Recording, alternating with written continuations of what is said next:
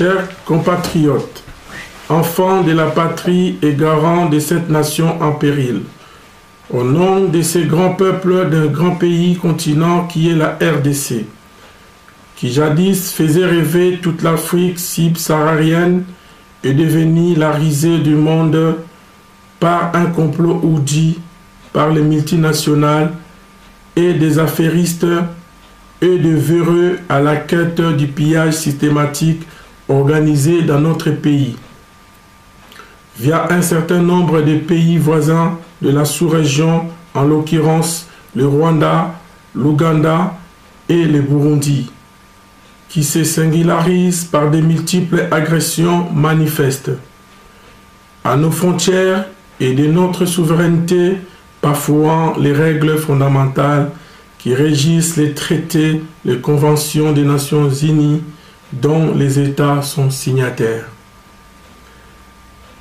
Les velléités de nos voisins ont conduit cela à enfreindre toutes les règles universelles du droit de l'homme au profit de leurs intérêts mercantiles, conduisant au désastre que les ONG, les organisations des droits de l'homme, ont dénoncé dans leurs multiples rapports et ceux des Nations Unies, une barbarie qui n'a pas le nom que le monde n'a jamais connu depuis la Première Guerre mondiale. Il appartient aux Congolais de se prendre en charge au regard des discours de M. François Hollande prononcés lors du 14e sommet de la francophonie qui a eu lieu du 12 au 14 octobre 2012 à Kinshasa. Le lobbying des patriotes, résistants, intellectuels et philosophes a apporté son fruit. Le pays vous appartient, il nous appartient. Il appartient également à la deuxième génération. L'imposture qu'incarne le pouvoir actuel, usurpé par les fraudes massives, on ne pouvait qu'espérer de ce que nous vivons aujourd'hui. Tous ceux qui ont trempé dans cette forfaiture sera pour eux un jugement que l'histoire retiendra très sévèrement. Notre anthropologie sociale fait du peuple congolais un peuple pacifique qui renonce à une attitude barbare. Ce régime actuel a conduit à la profanation de l'éthique des femmes congolaises, notamment la violation grave de sa matrice. J'en appelle à la prise de conscience collective qui a toujours caractérisé le courage, la dévotion et le patriotisme de notre peuple qui a fait de lui un grand peuple dans le passé. La même constitution que les autres contestent et les uns approuvent sert de socle pour notre destinée, nous interpelle sur un nombre important d'articles sur notre prise en charge à la destinée de la nation congolaise. Est-il possible d'exécuter un ordre illégal parce qu'il faut assouvir les intérêts égoïstes ou alors se conformer à la Constitution qui nous enseigne les dispositions contraignantes par les articles sus mentionnés, les articles 63 et 64 de la Constitution.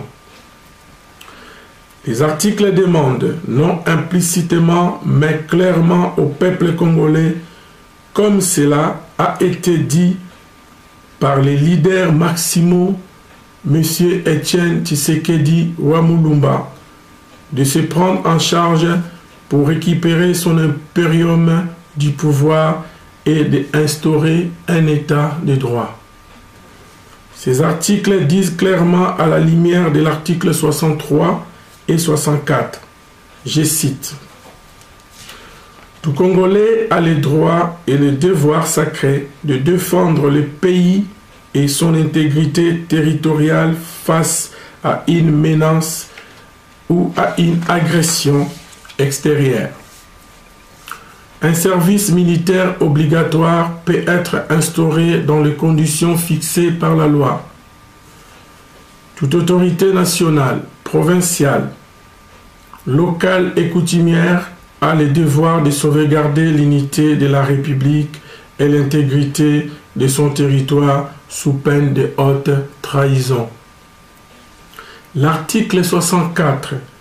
Tout Congolais a le devoir de faire échec à tout individu ou groupe d'individus qui prend le pouvoir par la force ou qui l'exerce en violation des dispositions de la présente Constitution. La diaspora congolaise, dans son élan patriotique, a pu montrer le chemin aux hommes de l'esprit, aux hommes politiques et à la communauté internationale. Le degré de l'imposture qui s'est installé illégitimement à la tête de la RDC, par le pouvoir du canon et des répressions avec un état de non-droit. Cet héritage obtenu avec l'adversité en bravant le froid, la pluie, la neige, que leur voix soit portée et que cet héritage ne soit pas vain. Nous demandons à ces peuples, à ces diasporas, de prendre la manette du pouvoir maintenant, pendant que le pouvoir est dans la rue, tout en sachant que ce peuple a enduré des moments difficiles, interminables. Cette prise du pouvoir donnera une lueur d'espoir à ces peuples meurtris. 6 millions de morts, 2 500 000 de femmes violées, de milliers de déplacés à l'intérieur de ce pays. Nous demandons à ce peuple en RDC qui est notre cordon ombilical de se soulever pour bouter hors de notre territoire tout envahisseur, tant à l'intérieur qu'à l'extérieur.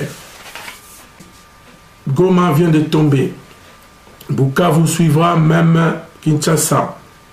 Voilà le processus de balkanisation qui est amorcé. La diaspora avait dénoncé à maintes reprises la machination de ces envahisseurs, autrefois de l'AFDEL, hier du CNDP, aujourd'hui du M23, demain avec un autre nom d'emprunt congolais. Cet écho de cette dénonciation n'a jamais été entendu par les régimes en place. Ces pouvoirs prédateurs qui s'est entêté pour diriger la nation par défi. Aujourd'hui, le M23 marche sur Goma, fait des déclarations à l'emporte-pièce pour créer la confusion dans l'esprit des Congolais, en se réclamant partisans de la vérité des urnes, et au passage viole nos femmes et nos enfants. Or, l'histoire se répète encore. Chers compatriotes, j'en appelle encore une fois à votre élan patriotique pour un sursaut national de la libération de notre peuple. Vive la République démocratique du Congo, que Dieu vous bénisse.